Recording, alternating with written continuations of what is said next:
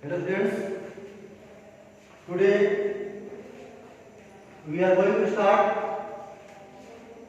part 3 of chapter Morphology of Flowering Plants of class 11 biology.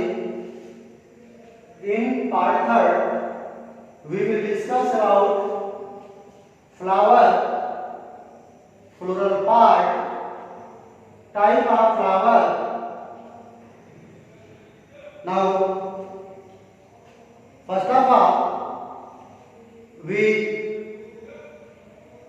discuss about what is flower. Flower किसी plant का कौन सा part होता है?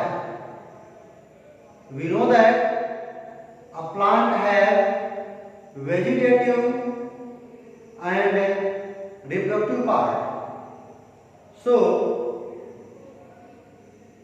the sporophyte body which develop from seed is diploid, and from sporophyte body gametophyte body, that is the gamete producing organs like flower, is produced from the sporophyte body. So we can say that in the case of angiosperm, the gametophyte body is dependent upon the sporophyte body for food and shelter. Flower is a reproductive part of the plants because flower has gametes which participate in the fertilization as a result formation of seed. So let's see how many parts is present in a flower. What is the morphology of flower? Flower have calyx. The unit of calyx is sepal. Calyx is green in color. It is outer wall of the flower. It is outer wall of the flower. It is highly protective in nature. When the flowers are found in bud condition, then this bud is totally covered by the calyx. Calyx has photosynthetic property. Calyx has photosynthetic property, so synthesize their food, and this food provides the other floral part for the development. If the calyx are united, then they are called polycephalous. Polycephalous. If the calyx are separate, then they are called, if the calyx are separate, then they are called polycephalous. If the sepals are fused, then they are called gamocephalous. Now, corolla is the second work of the flower. It is brightly colored. It has scented substance. They have fragrant, multicolored for attraction of insect. It is second work of flower. The unit of corolla, that is the petal. If the petal are fused, then it is called gamopetalous. If the petals are separate, then it is called polypetalous. Now third word is known as androecium or stamen, and stamen have anther and filament. When anther and filament both are associated, then the formation of stamen. Anther have anther sac. Anther have one lobe or two lobe. If one lobe is present, it is called monothecous anther. Two lobe is present, it is called dithecous anther. One lobe have two chamber and two lobe have four chamber. In this chamber, there occur formation of pollen grains, microspore mother cell, pollen mother cell. This pollen mother cell undergoes meiosis to form the mature pollen grain. So we can say that the anther है pollen sac, microsporangia. Inside this pollen mother cell are developed and mature and released from the anther after maturity and reach to the stigma with the help of pollination. So you can say that stamen is the male reproductive part of the flower. It is called androecium. Now, last part of the flower is known as gynoecium or pistil. Or knob-like structure is present is called stigma. A cylindrical structure is called style, and a swollen basal portion is called ovary. Inside the ovary, ovule is present. When the flower is fertilized, then ovary change into the fruit valve, and ovule change into the seed after maturity. So we can say that stigma, style, ovary, and ovule is known as gynoecium or pistil. This is the whole part of a flower. This is bisexual flower. Areas of bisexual flower. We cut the longitudinal section of flower, then this image is shown. Flower के types की बात करें तो flower are unisexual or bisexual. If the flower have only male or female sex organ, then its flower is called unisexual. If the flower have both male and female sex organ, then it is called bisexual or hermaphrodite. Actinomorphic and zygomorphic. If any flower actinomorphic and zygomorphic की बात करें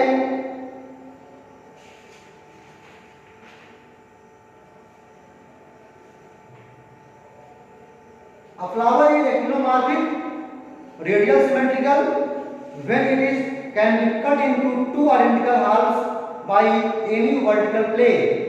अगर किसी vertical plane से जो passing through the centre जाता हो उसे किसी फ्लावर को हम कट करते हैं और वह दो इक्वल पार्ट में अगर डिवाइड हो जा रहा है, then it is called actinomorphic. Then it is called actinomorphic. और अगर हम बात करते हैं जाइगोमॉर्फिक का, तो इसमें क्या होता है? एक्टिनोमॉर्फिक में सिंबल है, वो एग्जांपल होगा वो कैन्ना प्लांट होगा, CANN ये कैन्ना, और सॉरी एक्टिनोमॉर्फिक में एग्जांपल जो होगा वो मस्टर्ड होगा और चाइना रोज होगा, मस्टर्ड और चाइना रोज। और जाइगोमॉर्फिक क्या होगा? A flower is zygomorphic, bilateral symmetrical when the flower can be cut into two identical halves only along one vertical plane passing through the center. इसका ये मतलब होगा कि किसी एक ही वर्टिकल प्लेन से अगर उस फ्लावर को हम कट करेंगे तो इक्वल पार्ट में डिवाइड होगा, उस प्लेन को चेंज कर देंगे तो वह इक्वल पार्ट में डिवाइड नहीं हो सकता, उसे हम जाइगोमॉर्फिक कहेंगे। और एक्टिनोमॉर्फिक का मतलब होगा रेडियल सिमेट्री, अगर वह लाइन सेंटर से होकर जा रहा है, अगर हम प्लेन चेंज करते हैं कहीं से भी कट करेंगे तो इक्वल पार्ट में डिवाइड होगा, that is called actinomorphic and this is called zygomorphic. दोनों में अंतर समझ गए आप? एक्टिनोमॉर्फिक में हम किसी सेंटर से अगर प्लेन चेंज भी करते हैं, किसी भी प्लेन से कट करते हैं लेकिन सेंटर से लाइन हो जा रही है तो फ्लावर दो इक्वल पार्ट में डिवाइड हो जाएगा, उसे बोलते हैं एक्टिनोमॉर्फिक। और जाइगोमॉर्फिक का सिंबल क्या होता है? हम जीरो बना करके प्लस दिखा देते हैं। और जाइगोमॉर्फिक क्या होता है कि फ्लावर को हम कट करते हैं लेकिन वह सेंटर से होकर जा रही है, उसका एक ही प्लेन होगा, तभी बेटा कट होगा, प्लेन को चेंज कर देंगे तो बेटा इक्वल पार्ट में डिवाइड वो नहीं हो सकता है, इसलिए उसको हम बोलते हैं जाइगोमॉर्फिक। सिंबल क्या होगा? परसेंटेज का। दूसरा है ब्रैक्टिएट और इब्रैक्टिएट। अगर किसी फ्लावर में ब्रैक्ट प्रेजेंट है उसे ब्रैक्टिएट बोलते हैं और सिंबल होता है PR। और अगर फ्लावर में ब्रैक्ट नहीं है उसे हम बोलते हैं इब्रैक्टिएट और सिंबल होगा आपका EBR। ऐसे ही ट्राइमेरस, टेट्रामेरस, पेंटामेरस। इसका ये मतलब होता है अगर फ्लावर में जो पेटल्स है उसका अरेंजमेंट 3-3 के क्रम में हो रहा है, 3-3 के सीरीज में हो रहा है, 3-3 के मल्टीपल्स में फ्लावर्स लगे, पेटल्स लगे हुए हैं, दैट इज ट्राइमेरस।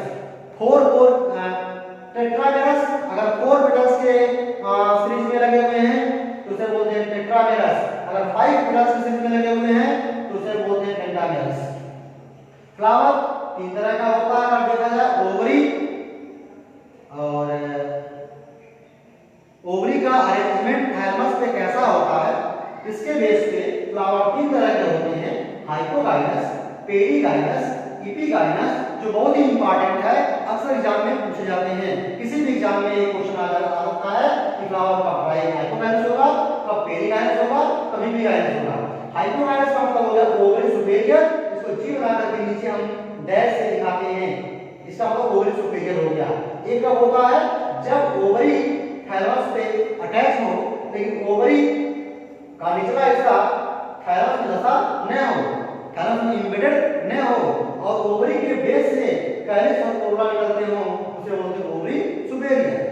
सेकंड पॉइंट है पेरीगाइनस, इसका मतलब है कि जब ओवरी का आधा हिस्सा थैलमस में धंसा हो और ओवरी के आधे हिस्से से कैलिस और कोरोला निकलते हो तो उसे बोलते हैं पेरीगाइनस, ओवरी हाफ इंफीरियर या ओवरी हाफ सुपेरियर। सिंबल क्या होगा, जी बना करके बीच में हम क्या करते हैं डैश लगाते हैं। नाउ थर्ड इपीगाइनस या ओवरी इंफीरियर, इसमें क्या होगा ओवरी का पूरा हिस्सा थैलमस में धंसा होगा और ओवरी के टिप से क्या होगा कैलिस और कोरोला क्या होंगे अलाइन होंगे, उसे बोलते हैं इपीगाइनस, ओवरी इंफीरियर, और जी बना करके ऊपर हम डैश कर देंगे। यह फ्लावर के टाइप्स हो गए, आपने पढ़ लिया और आपको मैंने पहले स्तर बताया ही, कोरोला के बारे में बताया ही। अब हम बात करते हैं एस्टिवेशन। बेटा एस्टिवेशन क्या होता है, एस्टिवेशन मतलब होता है कि कोरोला का अरेंजमेंट कैसा है किसी फ्लावर में, कोरोला कैसे अरेंज है। अगर हम कोरोला के बारे में बात करें, कोरोला मतलब हो गया आपका पेटल। अगर हम पेटल के बारे में बात करें तो बेटा कभी ऐसा भी होता है कि जो पेटल्स होते हैं वो ऐसे अरेंज होते हैं एक के बाद एक करके। कभी ऐसा होता है कि जो कोरोला होंगे वो आपस में बेटा जितने भी कोरोला होंगे वो क्या करेंगे आपस में अटैच रहेंगे लेकिन ओवरलैप नहीं करेंगे। अगर किसी फ्लावर में कोरोला का जो अरेंजमेंट ऐसा है कि कोरोला का एक कोरोला दूसरे कोरोला से जो अटैच है तो उसे बोलते हैं वाल्वेट एस्टिवेशन। देखिए कोरोला जो है आपस में केवल अटैच है, यहाँ अटैच दिखा दीजिए ऐसे केवल अटैच है। अगर एक कोरोला देखिए एक कोरोला का एक हिस्सा दूसरे कोरोला के एक हिस्से को ओवरलैप करता है, दूसरे कोरोला का एक हिस्सा तीसरे को ओवरलैप करता है। कैसे हो रहा है देखिए, इस कोरोला का यह हिस्सा इस कोरोला के द्वारा ओवरलैप किया जा रहा है, इस कोरोला का यह हिस्सा इसके द्वारा ओवरलैप किया जा रहा है, इसका यह हिस्सा इसके द्वारा ओवरलैप हो रहा है। तो अगर एक कोरोला दूसरे कोरोला को ओवरलैप कर रहा है दैट इज ट्विस्टेड। तीसरा पॉइंट है एक कोरोला पूरी ओर अंदर हो, एक कोरोला पूरी तरह से बाहर हो और 3 ओवरलैप करें, उसे बोलते हैं इम्ब्रिकेट। और लास्ट है आपका वैक्यूलरी, जब एक कोरोला 2 कोरोला को ओवरलैप करता हो और यह 2 कोरोला अपने से 2 कोरोला को ओवरलैप करते हो और ये दोनों बीच में ज्वाइंट हो और एक झंडे की तरह बन जाए, इसे हम ध्वजित बोलते हैं, हिंदी में ध्वजित बोलते हैं। तो अगर एक झंडे की तरह बन जाए दैट इज कॉल्ड वैक्यूलरी।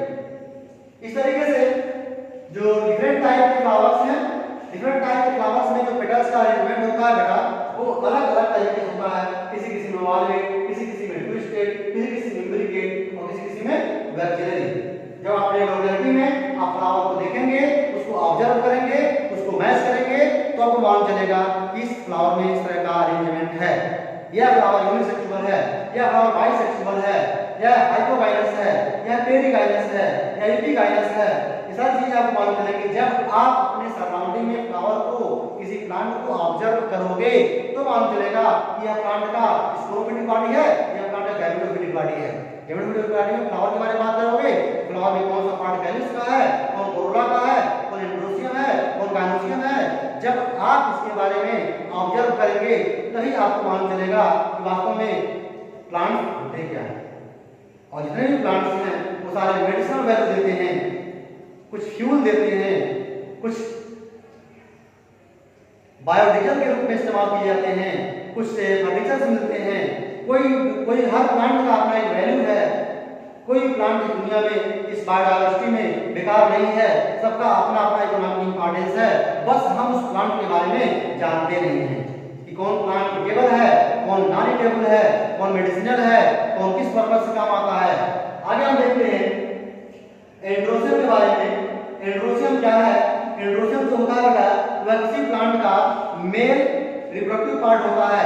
एंड्रोसियम किसी प्लांट का मेल रिप्रोडक्टिव पार्ट होता है, जिसमें आपको मैंने बताया था एंथर आएगा, फिलामेंट आएगा, दोनों को मिला के एंड्रोसियम बनेगा। ईच एंड्रोसियम, आगे देखिए, if the stamen is sterile, अगर स्टेमेन जो है स्टेराइल है अर्थात वह पॉलन ग्रेन को प्रोड्यूस नहीं कर रहा है। अगर कोई स्टेमेन पॉलन ग्रेन को प्रोड्यूस नहीं कर रहा है उसे हम बोलते हैं स्टेमिनोड। क्या बोलते हैं? Staminode.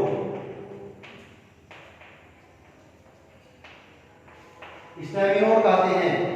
If stamens are attached to the petal, अगर कोई स्टेमेन पेटल से पंखुड़ी से अटैच है उसका नाम होता है एपिपेटैलस।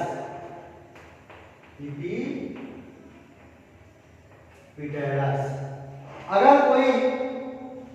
अगर कैलिक्स और कोरोला मिल जाए, पता ही नहीं चले इसमें कैलिक्स कौन है कोरोला कौन है, हम डिस्टिंग्विश नहीं कर पाए, उसे हम पेरियंथ कहते हैं। क्या बोलते हैं? पेरियंथ कहते हैं। और पेरियंथ की जो यूनिट होती है उसे टेपल बोलते हैं। Perianth, PERIANS। पेरियंथ कब होगा? जब कैलिक्स और कोरोला दोनों फ्यूज हो जाए तो हम पेरियंथ कहेंगे, या उसको हम क्या बोलेंगे? टेपल कहेंगे। टेपल है ना। और अगर कोई स्टेमेन जो है इसे अटैच है पेरियंथ से तो उसे बोलते हैं एपिफिलस। एपिफिलस बोलते हैं। आगे बताया गया है अगर स्टेमेन जो है, stamens are free one from one another and also form other floral worm, the endosphere is called polyandrous. Endosphere is called polyandrous. Polyandrous. ये कब होगा? कि stamens are free from one another, अगर सारे स्टेमन अलग अलग हैं तो polyandrous कहलाएगा। स्टेमन के कोहेशन के बेस पर, बेस्ड ऑन कोहेशन, इसका मतलब है union of one another, stamens or androecium can be categorised.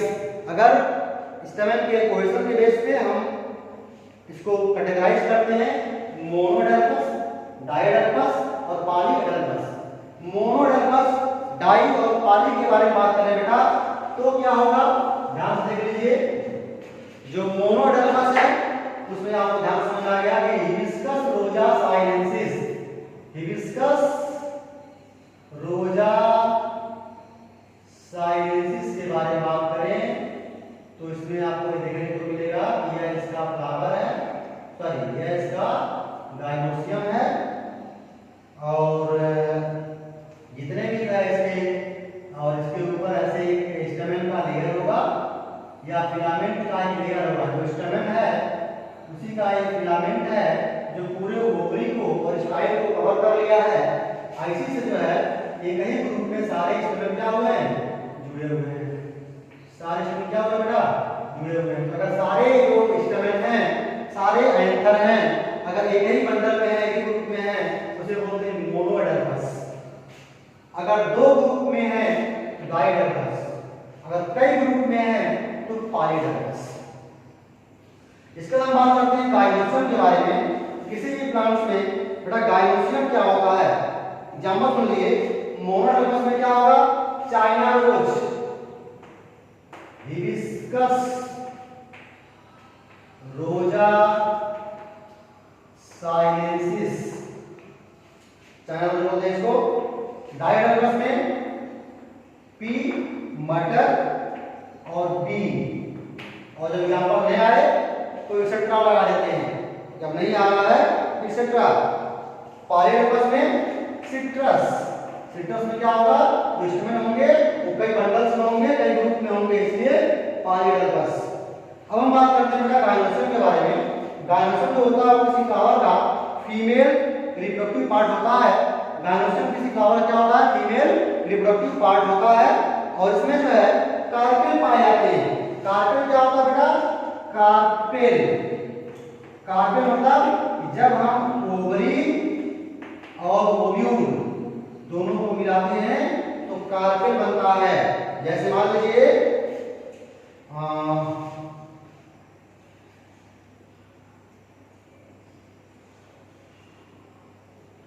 Carpel बनता है।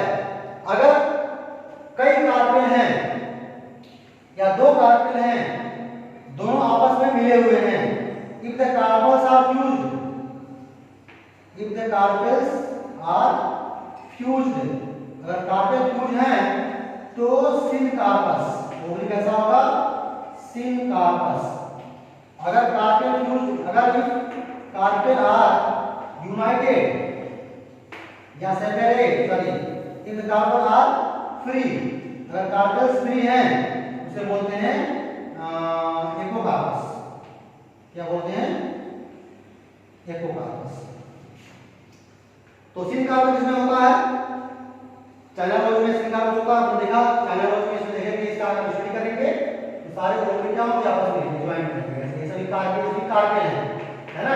तो अगर 1 2 3 4 5 1 2 3 4 5 कार्पेल है तो पेंटाकार्पेल भी होता है, पेंटाकार्पेल भी होता है। इसी को हम लाकुल भी कहते हैं, तो यूनिलाकुलर, पेंटालाकुलर हो जाएगा।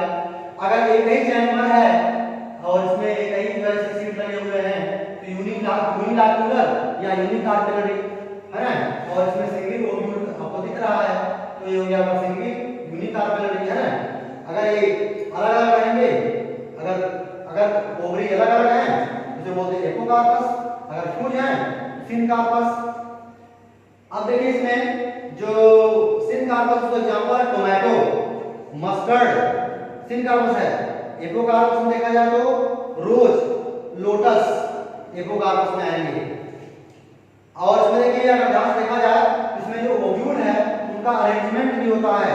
तो ओवरी में ओव्यूल के अरेंजमेंट को बोलते हैं प्लेसेंटेशन। ओवरी, ओव्यूल में जो ओवरी का अरेंजमेंट है बेटा उसको बोलते हैं प्लेसेंटेशन। तो प्लेसेंटेशन कितने तरह का होता है, 3 तरह का। अगर देखा है इसमें आप ग्रुप में 1 2 3 4 5 तरह का प्लेसेंटेशन दिया हुआ है।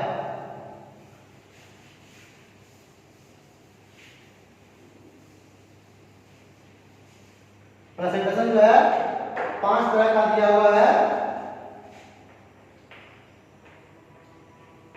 Presentation 5 type. पहला है मार्जिनल, दूसरा है रिजाइल, तीसरा है पेरिएटल, चौथा है बेसल, पांचवा है फ्री सेंटर। इस तरीके से बेटा जो प्रेजेंटेशन है वो कई तरह का है। अगर किसी भी प्लांट से, किसी भी ओवरी में अगर जो ओव्यूल है वो किसी बेस से अटैच है, सॉरी किसी मार्जिन से अटैच है, जैसे मान लीजिए इसमें हो गया। दूसरा आपने मटर देखा होगा, मटर के केस में ऐसे होता है कि इसका मार्जिन है, इस मार्जिन पे ओव्यूल लगे हुए हैं, मार्जिन पे ओव्यूल लगे हुए हैं।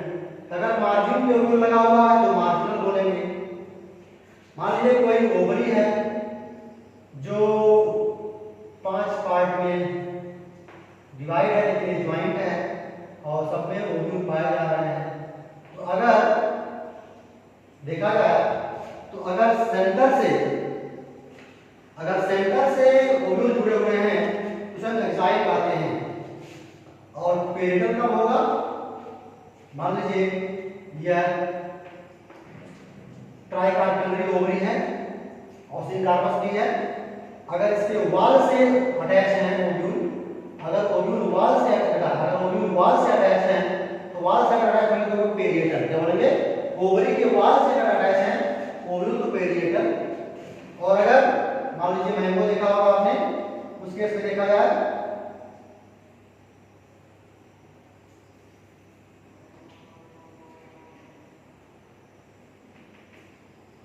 देख लीजिए, अगर सेंटर में ओव्यूल है, अगर ओव्यूल सेंटर में है और बेसल पॉइंट अटैच है, इसे बोलते हैं बेसल प्रेजेंटेशन।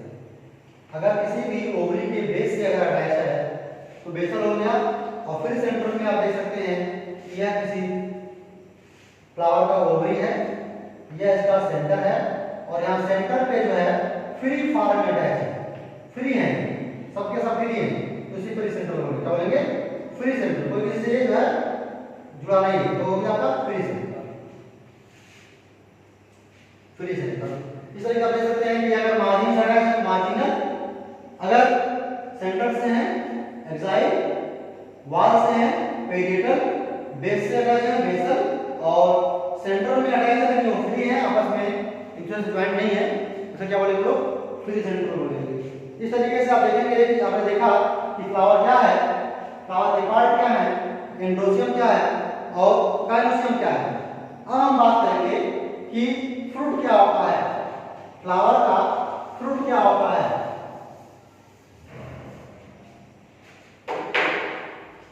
अगर फ्लावर के फ्रूट के बारे में स्टडी करते हैं तो फ्रूट क्या है? फ्रूट बेटा बॉटनिकली देखा जाए, फ्रूट इज अ मैच्योर और ripened ovary developed after fertilisation. Fruit is a mature और राइपेंड ओवरी, फर्टिलाइजेशन के बाद जो मैच्योर ओवरी है वही फ्रूट कहलाता है।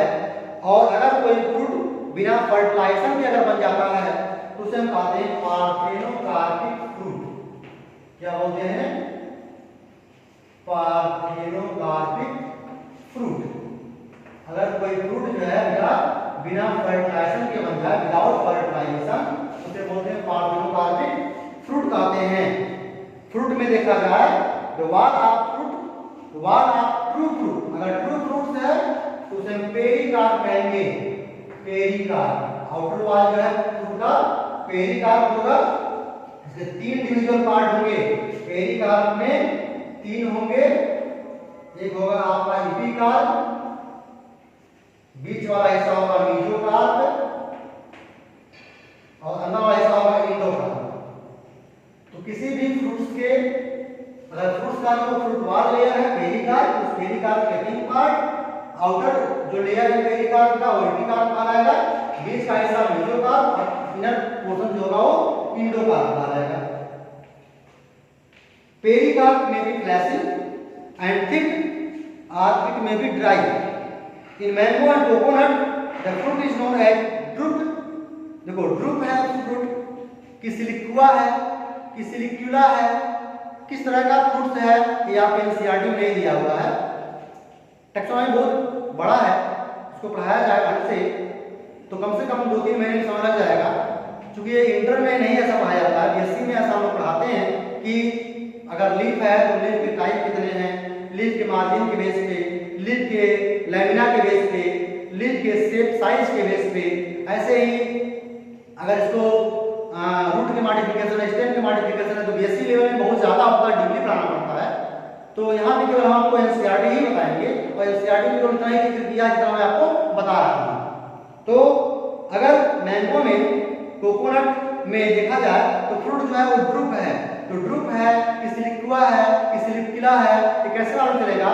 तो इसे इसके लिए कई तरीके होते हैं कि ओवरी कैसा सुपेरियर है कि इंफीरियर है ना, इसका डेवलपमेंट कैसे हो रहा है, कई बातों को ध्यान रखते हुए जो है इसके टाइप के बारे में स्टडी किया जाता है। इसमें ड्रूप के बारे में बताया गया है कि ड्रूप कब होगा? जब मोनोकार्पेलरी सुपेरियर ओवरी होगा। अगर जो मोनोकार्पेलरी सुपेरियर ओवरी, कार्पेल जो होगा वो सिंगल होगा और फ्लावर जो होगा वो सुपेरियर होगा, अर्थात जो थैलमस है उस पर स्टिक ओवरी होगा और ओवरी के बेस से कैरेस और कोरोला निकले होंगे, उसे ओवरी सुपेरियर कहते हैं, है ना। आपने पढ़ा है हाइपोकाइनस। तो अगर फ्लावर हाइपोकाइनस है और मोनोकार्पेलरी है तो फ्लावर जो फ्रूट होगा वो ड्रूप होगा, है ना। मेसोकार्प इज फ्लैशी होंगे एंड एडिबल होगा मैंगो में। मैंगो का जो मेसोकार्प होता है वो एडिबल होता है और फ्लैशी होता है। कोकोनट में देखा जाए तो जो मेसोकार्प होगा वो फाइबरस होता है तो किसी किसी फ्रूट्स का मीजोकार्प खाने योग्य होता है, किसी किसी खाने योग्य नहीं होता है। आपके बुक में अगर देखा जाए तो इसमें जो मैंगो है, इस मैंगो के बारे में बताया गया है।